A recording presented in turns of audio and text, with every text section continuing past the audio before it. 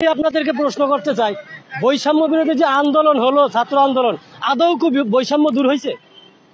আমি তো দেখি প্রত্যেকটা সেক্টরে, প্রত্যেকটা ক্ষেত্রে এখনো সেই আগের থেকে আরো বেশি বৈষম্য চলছে। আমরা জাতি হিসেবে খুবই খারাপ। আমাদের মতো এত অসভ্য জাতি আমি মনে হয় না যে বহির্বিশ্বে এরকম অসভ্য জাতি আছে। এটা হইলো আমাদের জাতীয়, এটা একটা জাতিগত একটা আমাদের সমস্যা আছে, এটা আগে নিরসন করতে হইব। যার যার স্থান থেকে তার ভালো হইতে হইব। আর বর্তমান সরকার এগুলো ম্যান্ডেট করতে পারতেছে না, আর উনি রাজনৈতিক কোনো ব্যক্তিত্ব না, ওনার দিয়ে সম্ভব না। এখানে প্রয়োজন, খুবই জরুরি প্রয়োজন রাজনৈতিক ব্যক্তিত্বের। হ্যাঁ, অতি দ্রুত একটা নির্বাচনের দরকার। নির্বাচন দিলে একটা রাজনৈতিক দল ক্ষমতা আইসা এই দেশ সংস্কার বলেন, এই বিভিন্ন ধরনের কমিশন গঠন করে, এগুলো রাজনৈতিক ব্যক্তিরা করবে। এটা ওনার কোনো এখতিয়ার না আমার মনে হয়। আমার ব্যক্তিগত এটাই মন্তব্য, যে আমার মনে হয় না যে উনি এগুলা করার মতো অধিকার রাখে।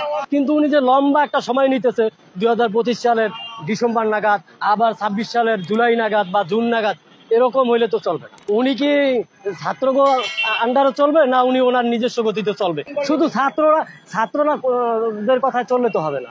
আপনারে আমারে সর্বক্ষেত্রে সবাইকে নিয়ে চলতে হবে। দেশ তো শুধু ছাত্রের না, শুধু ছাত্রেরা এই দেশে বসবাস করে না, আমরাও বসবাস করি। ছাত্ররা আমাদের সন্তান, আমাদের ভাই, আমাদের বাতিজা, এরাই তো ছাত্ররা।